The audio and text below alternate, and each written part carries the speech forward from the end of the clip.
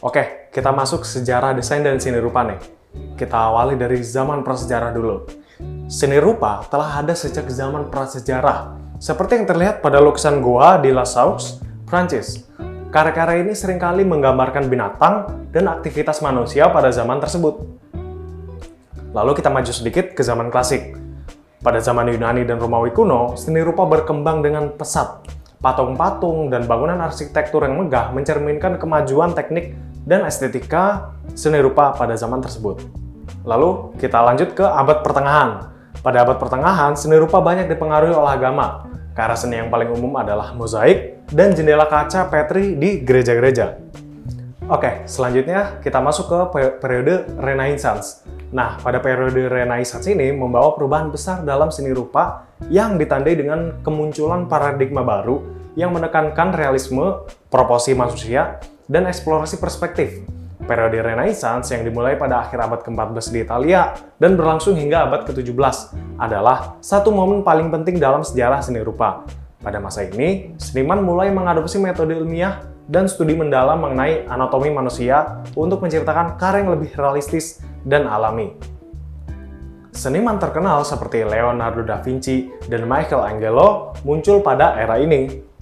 Leonardo da Vinci, seorang jenius multifaset, merupakan salah satu tokoh paling berpengaruh dari periode ini. Karyanya seperti Mona Lisa dan The Last Supper menunjukkan kemahiran dalam menangkap emosi dan kedalaman psikologi subjek, serta penerapan teknik sfumato yang inovatif untuk menciptakan transisi warna yang halus. Leonardo juga dikenal dengan studi anatomi yang mendalam, yang memungkinkan dia untuk menggambar dan melukis tubuh manusia dengan proporsi yang akurat. Sedangkan Michelangelo, seorang seniman lainnya yang sangat berpengaruh, juga memberikan kontribusi signifikan terhadap perkembangan seni rupa Renaissance dengan karya yang monumental seperti patung David dan lukisan langit-langit Kapel Sistina. Patung David menggambarkan proporsi tubuh manusia dengan keakuratan anatomis yang menakjubkan, mencerminkan pemahaman mendalam Michelangelo tentang bentuk dan struktur tubuh manusia.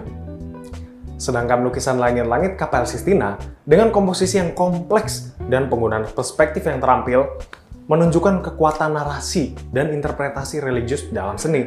Inovasi dalam teknik perspektif juga menjadi ciri khas periode ini, dengan penggunaan teknik linear perspektif oleh seniman seperti Filippo Brunelleschi dan Leon Battista Alberti yang memungkinkan penciptaan ilusi kedalaman dan ruang yang lebih realistis dalam karya seni.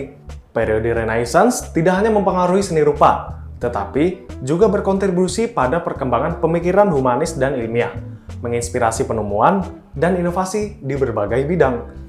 Dengan menekankan observasi langsung dan akurasi ilmiah, Renaissance membentuk fondasi bagi seni dan budaya Barat, memperkenalkan ide-ide baru yang akan terus mempengaruhi generasi seni dan budaya di seluruh dunia.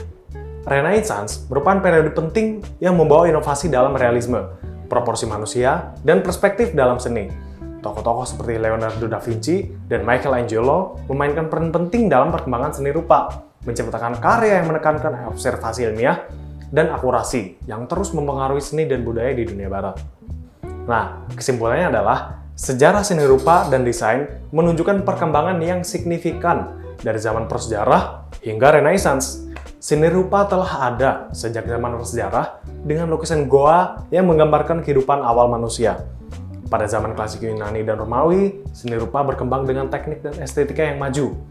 Abad pertengahan menyaksikan seni yang dipengaruhi oleh agama, terutama dalam bentuk mozaik dan kaca patri. Selanjutnya adalah era modern. Era modern ditandai dengan munculnya berbagai aliran seni seperti impresionisme, ekspresionisme, kubisme, dan abstrak. Kita bahas satu persatu. Kita mulai dari impresionisme. Impresionisme adalah penciptaan kesan atau impresi dari suatu momen melalui penggunaan warna yang terang dan sapuan kuas yang cepat. Impresionisme muncul di Prancis pada akhir abad ke-19 dan dianggap sebagai awal dari seni modern. Para seniman impresionis seperti Claude Monet, Edgar Degas, dan Pierre-Auguste Renoir menolak pendekatan akademik yang kaku dalam seni. Seniman impresionis sering melukis pemandangan alam atau adegan kehidupan sehari-hari dengan teknik yang menekankan efek cahaya dan suasana. Oke, di sini ada contohnya nih, yang berjudul dari Impression Sunrise oleh Claude Monet tahun 1872. Lukisan ini merupakan salah satu karya yang memberi nama aliran ini. Monet menggunakan sapuan kuas yang longgar dan palet warna yang cerah untuk menangkap suasana pelabuhan Le Havre pada saat matahari terbit. Efek kabur dan refleksi air dalam lukisan ini mencerminkan fokus impresionis pada penciptaan suasana dan kesan visual daripada representasi realistisnya. Oke, yang kedua ada ekspresionisme. Ekspresionisme menekankan pada ekspresi emosional dan subjektif seniman. Karya-karya ekspresionis sering menggunakan warna-warna kuat, distorsi bentuk, dan gaya yang tidak realistis untuk menyampaikan perasaan dan suasana hati yang intens. Ekspresionisme muncul di awal abad ke-20, terutama di Jerman, sebagai respons terhadap ketidakpuasan sosial dan keresahan psikologis. Aliran ini menekankan ekspresi emosi secara intens, seringkali melalui distorsi bentuk dan penggunaan warna yang lebih kuat dan kontras.